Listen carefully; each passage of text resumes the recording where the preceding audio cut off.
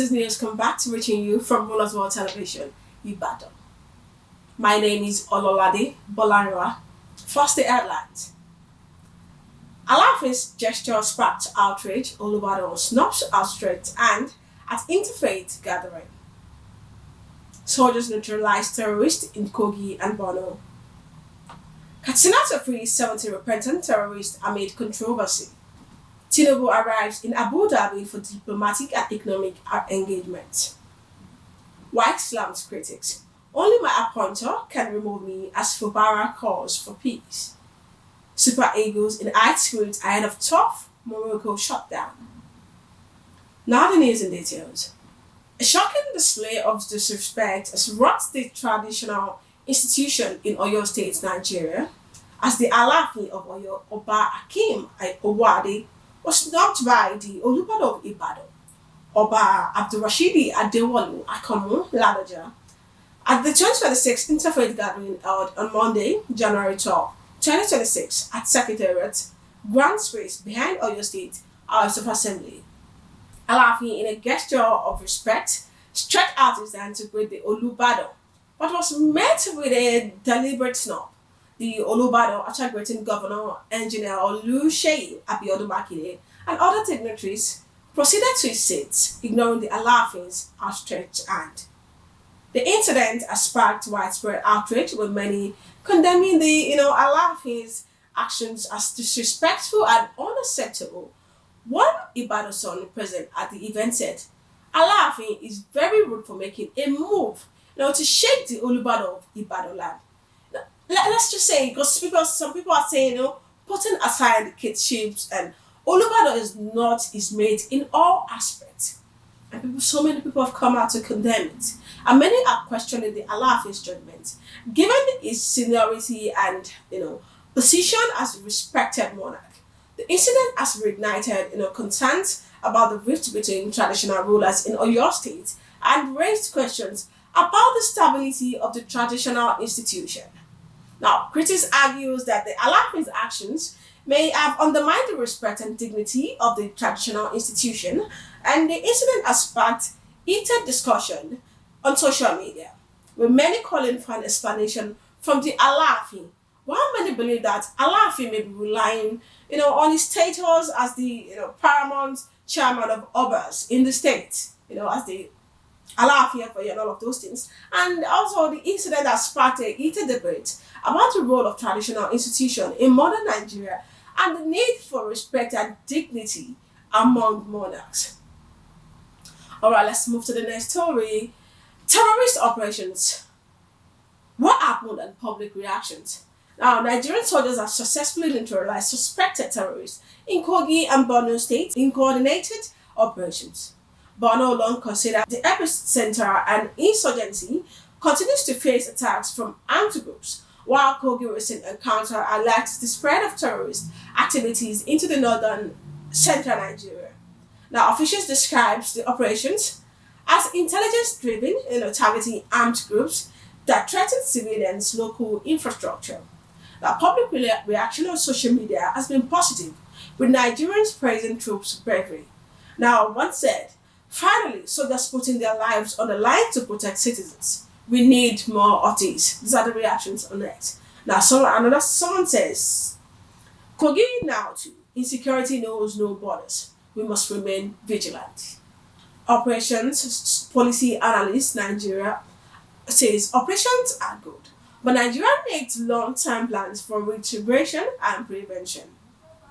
So, with the neutralization of terrorists is a positive test, and analysts note that security challenges are becoming, fluid, spreading to new regions. Now, sustainable peace will require not just military action, but community policing, intelligence sharing, and socio-economic interventions to prevent future attacks. Now, let's move to the controversy over rehabilitation programs. Now, following the military operations in Kogi and Borno, the Katsina State Government announced plans to release 70 repentant terrorists who had undergone deradicalization programs. And the officials insist the initiative is aimed at reducing violence and reintegrating former fighters into the society. Now, the announcement has really, sparked nationwide debates, with many Nigerians questioning the timing and fairness of such decisions. The critics argue that releasing individuals accused of terrorism risks undermining security efforts and ignores victims' grievances. Now, let's take a look at some of the reactions on X. Now, soldiers risk lives while terrorists get freedom. This is insensitive. Now, let's look at victims' voice. What about families who lost their loved ones? Who is rehabilitating them? And our policy concerns us says the radicalization without transparency is not peace building. It's a security gamble. I mean, looking at the what's it called, the evil these people have caused, individuals in the society. People are really like speaking about what is going on. I don't think this is the next thing that the government is meant to be doing. What do you mean freeing terrorists? So people are saying a lot, and it has really caused a lot of uproar on social media. And to be honest, people actually like really want answers. People really want, okay, what is it that you guys are doing? People want what is it, because the people are saying, there's nothing to justify. That we cannot justify these people. All right. So while rehabilitation is globally recognized approach, Nigerians are demanding transparency, yes, victim inclusion, and post-release monitoring. Experts warn that improper implementation could erode trust in security policies and embolden criminal networks. All right, so diplomatic engagement and economic expectations.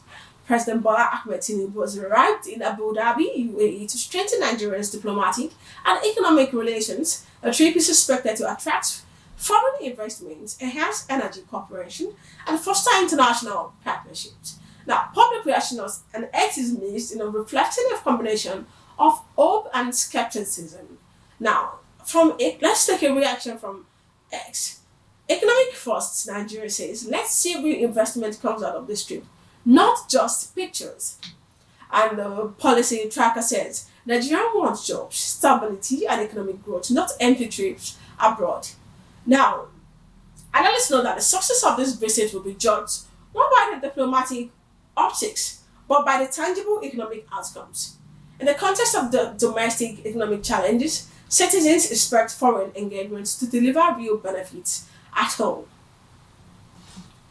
Now, let's move to politics. Political tension statement sparked public debate. Minister Nyesom Wike caused controversy after stating that only the person who appointed him can remove him from the office. Is dismissing critics amid political tensions in Rivers State. Meanwhile, Governor Alaafin of Oyo appealed for calm and impeachment threats known in the state assembly. Now, Wike's comment has sparked, national debates on leadership accountability and the, influence of political godfathers. Now, let's take some of the reactions on X. Now, from Civic Lens, yes. This one says, is he God? The Constitution doesn't recognize appointer. It recognizes law. Now, someone else says, this is arrogance, not confidence. Leaders are public servants, not untouchable. Now, from Power and People, this explains everything wrong with Nigerian politics, loyalty over accountability. Meanwhile, Alaafin of Oyo calls for peace was received with caution and optimism. Some people are saying calm is needed, but we hope constitutional processes are respected. Now, analysts know that these reactions point to broader dissatisfactions with godfatherism and perceived political immunity. Citizens want assurance that leaders are accountable to law and institution, not just to political patrons. Now, let us move to sport. First of all, I want to congratulate the Super Eagles for getting to this point. Now, this is a really, really big, what's it called? A really big congratulations to us. This is a really big and this is a really big victory to us. So congratulations once again to Super Eagles, to Nigeria at large. Now, the Super Eagles of Nigeria are preparing for a crucial clash against Morocco. Again, same as a pivotal for the team's tournament ambitions. Reports from the camp indicate that players are high spirits, undergoing intense training sessions focusing on physical fitness, tactical drills, and team cohesion. And now, To be honest, I really believe that.